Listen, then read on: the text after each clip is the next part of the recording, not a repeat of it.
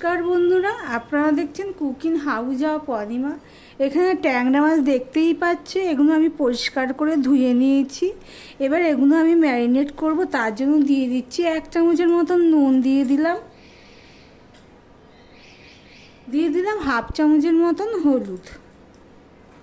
এই ট্যাংরা মাছটা একটা পাতলা ঝোল আমি রান্না করব, গরম পড়ে গেছে,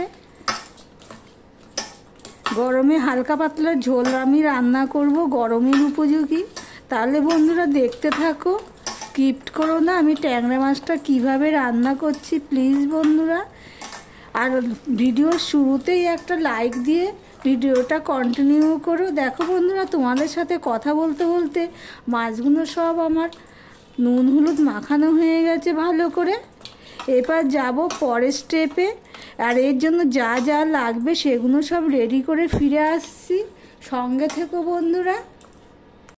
কড়াই বসিয়ে দিয়েছি, কড়াইটা গরম হয়ে গেছে, ভালো করে গরম করে নিতে হবে। তারপরে আমি দিয়ে দিচ্ছি সর্ষের তেল।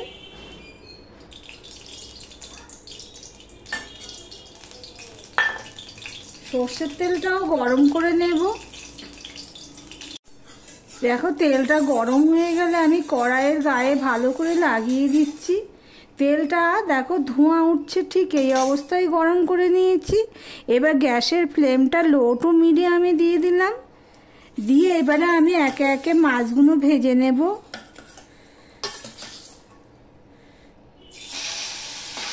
মাছটা দিয়ে এইভাবে উল্টে দিলাম, দেখতেই পাচ্ছ।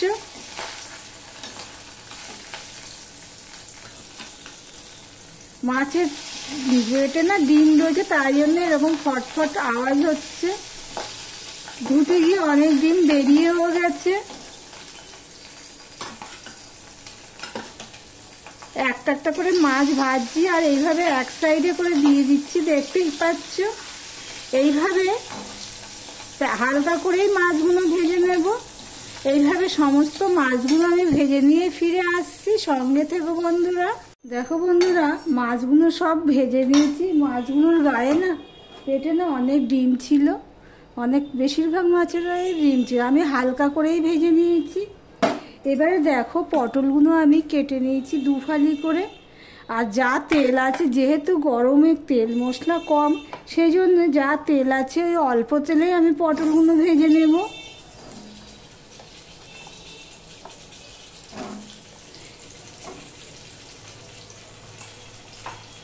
আমি এখানে একটুখানি নুন দিয়ে দিলাম 1/2 চামচের মতো,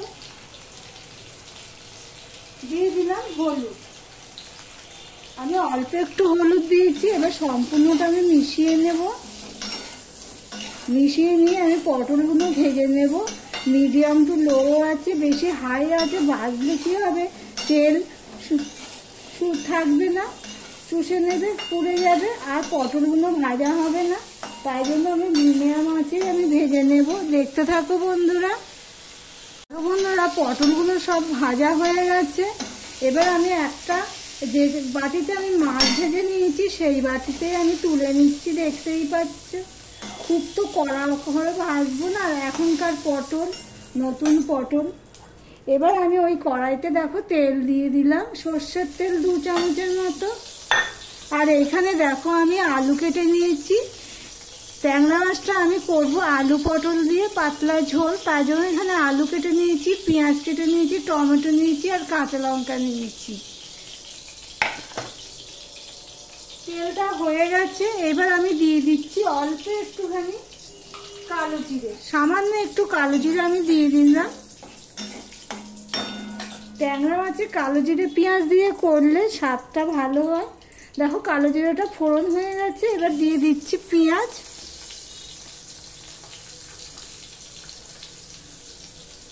দেখো বন্ধুরা, পেঁয়াজটাও লাল লাল হয়ে ভাজা হয়ে গেছে। এবার আমি দিয়ে দিচ্ছি আলু। আমি তখন ফোড়নে লঙ্কা দিইনি, আমি তাই 2টো লঙ্কা আমি দিয়ে দিলাম। এটা কালো জিরে পেঁয়াজের সাথে দিলে ফোড়নটা ভালো হয়। এবার দিয়ে দিলাম নুন, দিয়ে দিলাম হলুদ,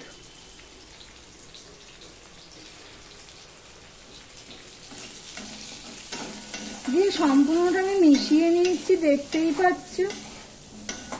এই পটলের সাথে একসাথে দিলে কি হতো, মশলাটা ভালো করে কষানো হতো না, তাই জন্যই আমি আলাদাভাবে পটলটা ভেজে নিয়েছি। না হলে এখনকার পটল না ভাজলেও হয়, একদম কচি। এবার ঢাকা দিয়ে দিয়ে আলুটাও আমি ভেজে নেব, দেখতে থাকো বন্ধুরা।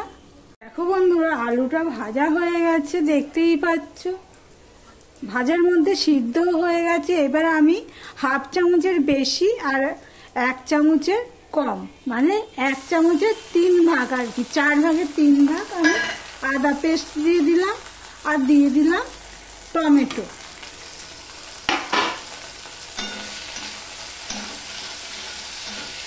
সম্পূর্ণটা মিশিয়ে নিয়ে আমি আবারও কষাতে থাকবো, দেখতে থাকো বন্ধুরা। টমেটো তো দেওয়া মিনিট খানেক আমি কষিয়ে নিয়েছি। এবার আমি মশলা অ্যাড করব। আমি এখানে 1 চামচের মতন ধনের গুঁড়ো দিয়ে দিলাম, 1 চামচ জিরের গুঁড়ো দিয়ে দিলাম, আর 1/2 চামচ দিয়ে দিলাম লঙ্কার গুঁড়ো। জিরের গুঁড়োটা 1 চামচ পুরোপুরি হয়নি, দিয়ে দিলাম 1 চামচ হয়ে গেল। আমি আর একটুখানি হলুদ দিয়ে দিলাম। এবার আমি জল দিয়ে দিলাম মশলাটা কষানোর জন্য। আমার ভিডিওটি যদি ভালো লেগে থাকে প্লিজ লাইক কমেন্ট শেয়ার করে দিও।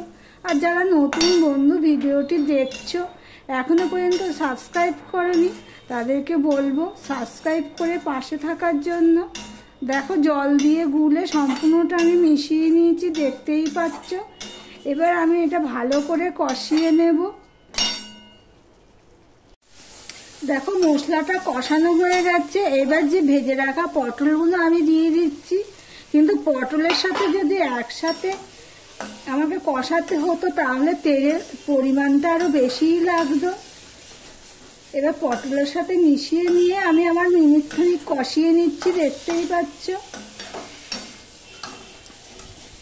দেখো মিনিট খানিক কষিয়ে নিয়েছি।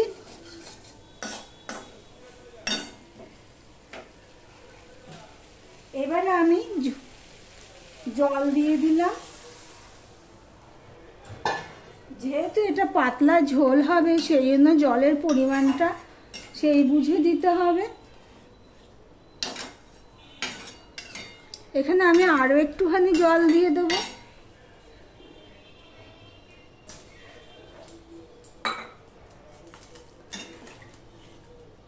এবার ঝোলটা ফুটে ওঠা পর্যন্ত আমি অপেক্ষা করব, দেখতে থাকো বন্ধুরা। দেখো বন্ধুরা ঝোলটা ফুটে উঠেছে, 2 মিনিট মতন আমি ফুটিয়ে নিয়েছি।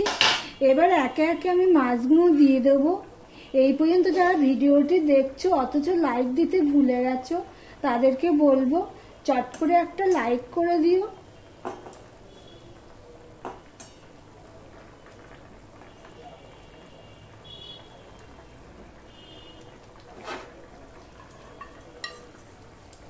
ট্যাংরা মাছ খুব একটা ভাজে না, মাছ এমনি বেশি ভাজতেও নেই, টাটকা মাছ কথা বলছি।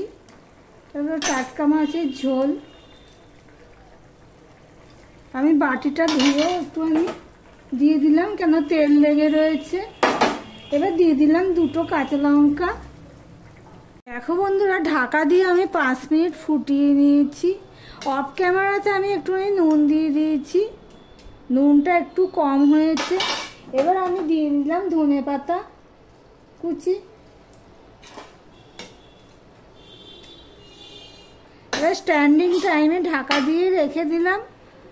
ভিডিওটি আজকের মতন এখানেই শেষ করলাম।